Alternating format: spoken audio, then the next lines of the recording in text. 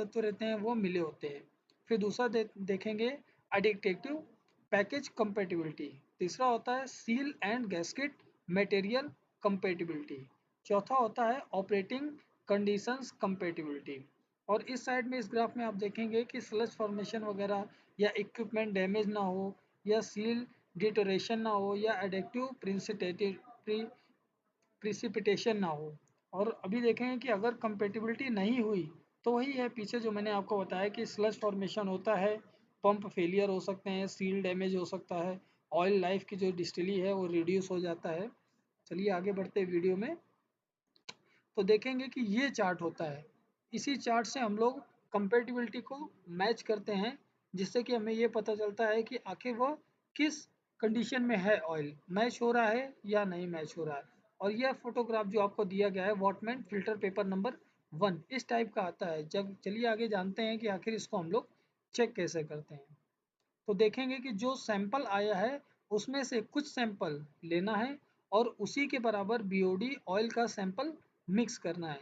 यानी कि BOD sample ये हमारा पुराना सैंपल रहेगा जो हम ऑलरेडी यूज़ कर रहे हैं। तो दोनों में से लगभग 50 ml लेना है, यानी कि बीओडी ऑयल सैंपल 50 ml और जो हम लोग नया सैंपल जो हम लोगों ने मंगाया है उसका 50 ml। तो टोटल हमारा 100 ml सैंपल हो जाएगा और उसको अच्छी तरह से मिक्स करेंगे। और मिक्स किए हुए सैंपल को हॉट प्लेट पर गर्म करना है 100 डिग्री टेम्परेचर पर 20 मिनट के लिए, ताकि वह अच्छी तरह मेल्ट हो जाए। और जब आप उसको चेक करेंगे और अच्छी तरह से मिक्स हो जाए, जिसमें कि हमारा फिजिकली और केमिकली दोनों प्रॉपर्टीज अच्छी तरह से मिक्स हो जाएगी, तभी हम लोग उसको आगे चार्ट से मैच कराएंगे।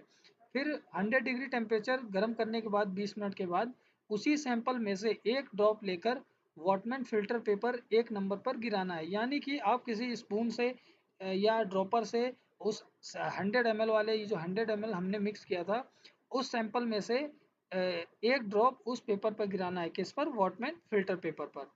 फिर फिल्टर पेपर को ओवन में गर्म करना है जो 100 डिग्री टेम्परेचर पर, कितने? 1 घंटे के लिए। और आफ्टर हीटिंग पेपर को कंपेटिबिलिटी चार्ट से मैच कराना है और आपका आंसर रेडी हो जाएगा। यानी कि आप अगर देखेंगे कि जो हमने ऑयल मिक्स किया था, मिक्स करने के बाद जो हम लोग उस पर एक ड्रॉप हमने उस ऑयल सैंपल में से गिराया और 100 डिग्री टेम्परेचर पर 1 घंटे के लिए हम लोगों ने ओवन में रखा। और ओवन को हम लोग कभी भी सैंपल रखने से पहले उसका टेम्परेचर मेंटेन करते हैं, यानी कि जब तक 100 डिग्री टेम्परेचर नहीं आ जाता तब तक हम लोग स्टार्ट टाइम काउंट नहीं करेंगे। यानी कि कई लोग क्या करते हैं कि फर्नेस को ऑन करते हैं और 100 डिग्री टेम्परेचर सेट करने के बाद सैंपल लगा देते हैं, मगर 100 डिग्री